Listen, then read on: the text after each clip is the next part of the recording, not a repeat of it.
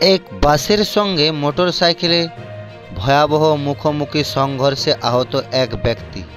ঘটনাটি ঘটেছে মঙ্গলবার দুপুর 12টা নাগাদ বড়াবাজার সিন্দ্রি রোডে বাল্লারঘাট সংলগ্ন এলাকায়।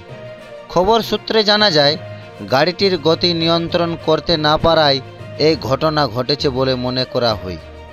তাকে তৎক্ষণাৎ বড়াবাজার থানার পুলিশ ও কর্মরত সিভিক ভলেন্টিয়ার বড়াবাজার ব্লক প্রাথমিক স্বাস্থ্য কেন্দ্রে নিয়ে আসেন চিকিৎসার জন্য। ব্যুরো রিপোর্ট, পুরুলিয়া প্রতিদিন।